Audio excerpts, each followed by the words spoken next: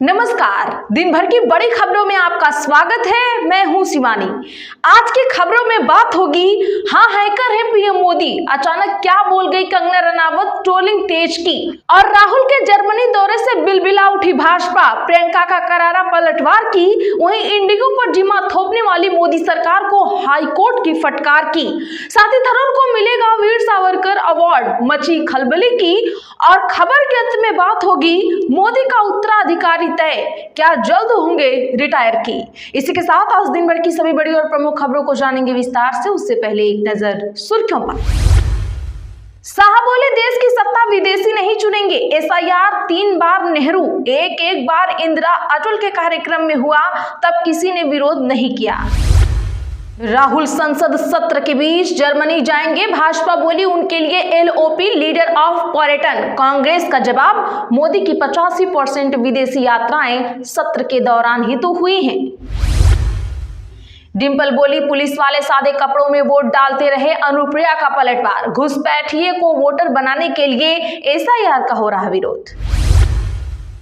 थरूर ने वीर सावरकर अवार्ड लेने से किया इनकार, बोले आयोजकों ने बिना पूछे मेरा नाम किया घोषित, एनजीओ का दावा, कांग्रेस सांसद ने सहमति दी थी। रोहिंग्या मामला, सीजेआई के समर्थन में 44 पूर्व जज, कहा बयान का गलत मतलब निकाला गया। सीजेआई बोले थे, क्या घुसपैठियों को रेड कॉर्पेट वेलकम देना चाहिए। मंडी में कांग्रेस सरकार का शक्ति प्रदर्शन, 20,000 भीड़ का दावा, पूरे शहर में योजनाओं और उपलब्धियों के पोस्टर बैनर लगाए गए, ट्रैफिक प्लान बदला। निलंबित टीएमसी विधायक बोले, मैं बंगाल का ओवैसी 2026 में किंग मेकर बनूंगा, मेरे बिना सरकार नहीं बनेगी। बाबरी मस्जिद के लिए 3 करोड़ डोनेशन जुटाए। नीतीश को हराने वाले विजय कृष्ण का आरजेडी से इस्तीफा, पार्टी में नहीं मिल रहा था तवज्जो, एक कांड में 10 साल जेल में भी रहे।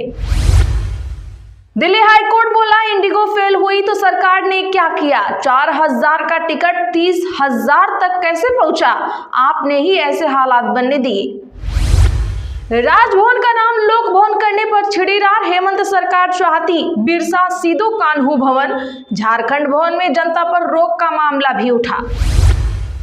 अकाली दल ने कांग्रेसियों का एआई वीडियो किया पोस्ट, इसमें चन्नी को 500 करोड़ में सीएम कुर्सी खरीदते दिखाया जा रहा है, प्रियंका सिद्धू का गुलदस्ता पटक रही है। जनगणना में सभी लोग खुद को हिंदू बताकर रजिस्टर कराएं, वीएचपी ने जानिए क्यों कर दी ऐसी मांग। उत्तर प्रदेश में पूर्व आईपीएस अमिताभ ठाकुर को एसटीएफ ने किया गिरफ्तार, जांच में सहयोग न करने का है आरोप।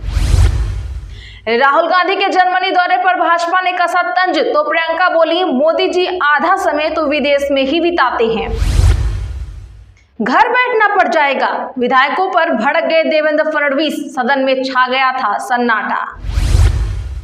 मोहन भागवत ने खोला मोदी उत्तराधिकारी का सस्पेंस, अगली पीएम की कुर्सी किसके लिए, जानेंगे आगे विस्तार से। पाकिस्तान को 12 राज्यों में बांटने की तैयारी तेज, भुट्टो की पार्टी विरोध में, कहा अल्लाह के अलावा कोई सिंध को बांट नहीं सकता। पंजाब कांग्रेस में छिड़ा घमासान, सिद्धू अमृतसर पहुंचे, घर समर्थक जुट रहे, पत्नी बोली राजा वंडिंग ने गुजरात में टिकट बेच महंगी गाड़ियां और जमीनें खरीदी। सलमान का जवाब, शिकायत प्रताड़ित करने के उद्देश्य से की, आरोप 5 रुपए के पाउच में केसर मिलना संभव है ही नहीं। कुंवारे की कभी ना कभी शादी तो होती ही है, मंत्रिमंडल विस्तार पर सतीश पुनिया बोले, दिल्ली में संपर्क रखने वालों को जितनी जानकारी है उतनी मुझे भी है। लोकसभा में चुनाव सुधार पर तीखी बहस, सीजेआई को सीईसी के चयन पैनल से हटाने पर कांग्रेस और भाजपा आई आमने सामने। भारत में अमेरिकी सोयाबीन बेचने की इजाजत मिल सकती है, यूएस अफसर बोले पहली बार इतना अच्छा ऑफर मिला, 1 साल बाद हो सकती है ट्रेड डील। चलिए जानते हैं अब बड़ी और प्रमुख खबरों को विस्तार से। उससे पहले वीडियो को लाइक जरूर कर दें, खबर को आखिर तक देखना ना भूलें। राहुल गांधी संसद सत्र के बीच जाएंगे जर्मनी। भाजपा बोली उनके लिए एलओपी लीडर ऑफ पर्यटन, कांग्रेस का पलटवार। जी हां, बता दें कि कांग्रेस सांसद और लोकसभा में विपक्ष के नेता राहुल गांधी की आगामी जर्मनी यात्रा को लेकर राजनीति तेज हो गई है। भाजपा ने आज संसद के शीतकालीन सत्र के बीच राहुल की विदेशी यात्रा को लेकर उनकी आलोचना की है। कंगना रनौत, संजय जायसवाल समेत कई भाजपा सांसदों ने भी इस पर प्रतिक्रिया दी है। भाजपा नेता शहजाद पूनावाला ने कहा, राहुल गांधी ने एक बार फिर साबित कर दिया है कि एलओपी का मतलब लीडर ऑफ पर्यटन होता है।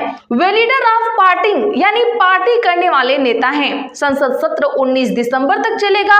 फिर भी राहुल गांधी 15 से 20 दिसंबर तक जर्मनी में रहेंगे। वहीं कांग्रेस सांसद प्रियंका गांधी ने राहुल गांधी का बचाव करते हुए भाजपा पर तंज कसा है। उन्होंने कहा, प्रधानमंत्री नरेंद्र मोदी अपने काम का आधा समय तो विदेश में ही बिताते हैं, फिर भाजपा की ओर से विपक्ष के नेता विदेश यात्रा पर सवाल क्यों उठाए जा रहे हैं। कांग्रेस नेता सुप्रिया सुले ने एक्स पर पोस्ट किया है। इसमें पीएम मोदी की विदेश यात्राओं की जानकारी दी है। दावा किया है कि पीएम मोदी की लगभग 85% विदेशी यात्राएं संसद सत्र के दौरान ही होती हैं। थरूर ने वीर सावरकर अवार्ड लेने से किया इनकार। बोले, आयोजकों ने बिना मुझसे पूछे मेरा नाम घोषित कर दिया। दरअसल दर्शकों बता दें कि आज कांग्रेस सांसद शशि थरूर ने एक्स पर एक पोस्ट कर वीर सावरकर अवार्ड को लेकर स्पष्टीकरण जारी किया है। उन्होंने कहा, मैं ये अवार्ड लेने नहीं जा रहा हूं। मुझे इसके बारे में केरल में रहते हुए मीडिया रिपोर्ट से जानकारी मिली है। कांग्रेस सांसद ने कहा कि आयोजकों ने बिना मुझसे पूछे मेरा नाम घोषित किया है। ऐसे में दिल्ली में होने वाले कार्यक्रम में शामिल होने का सवाल उठता ही नहीं। वहीं अवार्ड देने वाले एनजीओ ने थरूर के दावे को गलत बताया। दी हिंगरेज रूरल डेवलपमेंट सोसाइटी इंडिया के संस्थापक अजय कृष्णन ने दावा किया है कि वे 1 महीने पहले थरूर से उनके घर मिले थे। थरूर ने अवार्ड स्वीकार करने की सहमति दी थी। 2 हफ्ते पहले भी जूरी चेयरमैन रविकांत ने उनसे मुलाकात की थी। दरअसल आपको बता दें कि दिल्ली में आज Veer Savarkar international impact award 2025 आयोजित किया गया। कार्यक्रम का उद्घाटन रक्षा मंत्री राजनाथ सिंह ने किया और जम्मू कश्मीर के उपराज्यपाल मनोज सिन्हा भी मौजूद रहे। डिम्पल बोली, पुलिस वाले सादे कपड़ों में वोट डालते रहे। अनुप्रिया का पलटवार, घुसपैठियों को वोटर बनाने के लिए एसआईआर का हो रहा विरोध। दरअसल बता दें कि संसद के शीतकालीन सत्र के 8वें दिन आज लोकसभा में एसआईआर पर चर्चा हुई। सपा सांसद डिम्पल यादव ने कहा, यूपी के उपचुनावों में वोटों की धांधली हुई है, भाजपा ने मनमानी की है, चुनाव आयोग ने एक्शन नहीं लिया। उन्होंने कहा, यूपी में विधानसभा उपचुनाव में पुलिस सादे कपड़े पहनकर वोट डालती रही, सीसीटीवी मांगने पर नहीं दिया गया। आयोग को निष्पक्ष तरीके से काम करना चाहिए, लेकिन वह सरकार के लिए काम कर रहा है। एसआईआर के नाम पर नागरिकता कानून लागू किया जा रहा है। मैं ये कहूंगी कि देश में बैलेट पेपर से चुनाव कराया जाए। वहीं इस पर अपना दल की प्रमुख अनुप्रिया पटेल ने पलटवार किया। कहा, लंबे अंतराल के बाद एसआईआर की प्रक्रिया शुरू की गई तो ऐसा लगा जैसे राजनीतिक भूचाल आ गया है। सुप्रीम कोर्ट गए, वहां से साफ हो गया है कि चुनाव कराना चुनाव आयोग की संवैधानिक जरूरत है। बिहार में वोट चोरी का नारा लेकर सड़कों पर उतर गए। दिल्ली हाईकोर्ट बोला, इंडिगो फेल हुई तो सरकार ने क्या किया, 4000 का टिकट 30,000 कैसे पहुंचा दिया। जी हां, बता दें कि आज इंडिगो संकट पर दिल्ली हाईकोर्ट ने केंद्र सरकार को जमकर फटकार लगाई है। अदालत ने पूछा कि जब एयरलाइन फेल हो गई थी तब सरकार ने क्या किया। फ्लाइट्स की टिकट की कीमत 4-5 हजार से बढ़ाकर 30,000 रुपए तक कैसे पहुंच गई। अन्य एयरलाइंस ने इसका फायदा कैसे उठाया। आपने क्या कार्रवाई की, आपने ही स्थिति को इस हाल तक पहुंचने दिया। मुख्य न्यायाधीश देवेंद्र कुमार उपाध्याय और जस्टिस तुषार राव गेदेला की डिवीजन बेंच जनहित याचिका की सुनवाई कर रही थी। इसमें मांग की गई थी कि इंडिगो संकट की स्वतंत्र न्यायिक जांच की जाए। जिन लोगों की फ्लाइट रद्द हुई है या जो एयरपोर्ट पर फंसे, उन्हें मुआवजा दिया जाए। इस दौरान कोर्ट ने कहा कि यह सिर्फ व्यक्तिगत यात्रियों का मामला नहीं है, बल्कि इससे आर्थिक नुकसान भी हुआ है। सरकार को सुनिश्चित करना होगा कि भविष्य में इस तरह की स्थिति दोबारा पैदा न हो। इधर डीजीसीए यानी नागरिक उड्डयन नियामक ने इंडिगो के सीईओ पीटर एल्बर्ट्स को आज दोपहर 3 बजे समन भेजकर कोर्ट बुलाया। निलंबित टीएमसी विधायक बोले, मैं बंगाल का ओवैसी 2026 में किंग मेकर बनूंगा, मेरे बिना यहाँ की सरकार नहीं बनेगी। जहाँ बता दें कि बंगाल की सत्ताधारी तृणमूल कांग्रेस से निलंबित विधायक हुमायूं कबीर ने आज कहा कि वे बंगाल के ओवैसी हैं। हुमायूं ने एआईएमएम चीफ असदुद्दीन ओवैसी के साथ अपने करीबी संबंधों का बखान करते हुए मजाकिया अंदाज में कहा, मैंने उनसे बात की है, उन्होंने मुझसे कहा है कि वे हैदराबाद के ओवैसी हैं और मैं बंगाल का ओवैसी हूँ। हुमायूं ने मीडिया से बातचीत करते हुए कहा, 2026 के विधानसभा चुनाव में मैं ही किंग मेकर बनूंगा, मेरे समर्थन के बिना कोई भी पार्टी सरकार नहीं बना सकती।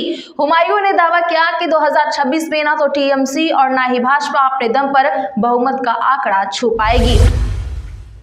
नीतीश को हराने वाले विजय कृष्ण का आरजेडी से इस्तीफा, पार्टी में नहीं मिल रहा था तवज्जो। बता दें कि राष्ट्रीय जनता दल को आज एक बड़ा झटका लगा है। पूर्व सांसद और वरिष्ठ नेता विजय कृष्ण ने आरजेडी के राष्ट्रीय अध्यक्ष लालू प्रसाद यादव को अपना इस्तीफा भेज दिया है। विजय कृष्ण ने 2004 के लोकसभा चुनाव में बाढ़ सीट से बिहार के मौजूदा सीएम और जेडीयू के अध्यक्ष नीतीश कुमार को हराकर राजनीतिक तहलका मचा दिया था। राजपूत समाज से आने वाले विजय कृष्ण को 2009 के लोकसभा चुनाव में टिकट नहीं मिला तो जेडीयू में शामिल हो गए। हालांकि एक साल बाद ही वापस आरजेडी में आ गए थे। बता दें कि साल 2009 में एक 302 के केस में अपने बेटे के साथ फंस गए। इस केस में कोर्ट ने 2013 में विजय समेत 4 आरोपियों को उम्र कैद की सजा सुनाई थी। हालांकि साल 2022 में पटना हाई कोर्ट ने उन्हें रिहा कर दिया। फिर करीब 10 साल जेल में रहने के बाद वो बाहर निकले थे। भारत में अमेरिकी सोयाबीन बेचने की इजाजत मिल सकती है, यूएस अफसर बोले, पहली बार इतना अच्छा ऑफर मिला। जी हां, भारत और अमेरिकी डील पर चल रही बातचीत के दौरान आज एक बड़ा अपडेट सामने आया है। अमेरिकी ट्रेड प्रतिनिधि जेमसिन ग्रियर का कहना है कि भारत ने एग्रीकल्चर सेक्टर को लेकर अब तक का सबसे अच्छा ऑफर दिया है। आईएनएस की रिपोर्ट के मुताबिक अमेरिकी किसानों को भारत के बाजारों तक ज्यादा पहुंच मिल सके, इसके लिए बातचीत जारी है। खासकर ज्वार और सोयाबीन जैसी फसलों के लिए घरेलू मार्केट खोलने पर चर्चा हो रही है। ग्रियर ने बताया कि अमेरिकी बातचीत टीम इस समय नई दिल्ली में है और कृषि से जुड़े मुद्दों पर बातचीत चल रही है। भारत कुछ फसलों के मामले में सावधानी बरत रहा है, लेकिन इस बार भारत ने अपनी ओर से बाजार खोलने में दिलचस्पी दिखाई है। तो आज के लिए बस इतना ही। ऐसी ही खबरों के लिए चैनल सब्सक्राइब करें और बगल में घंटी के निशान को जरूर दबा लें। वीडियो को लाइक और शेयर करना ना भूलें।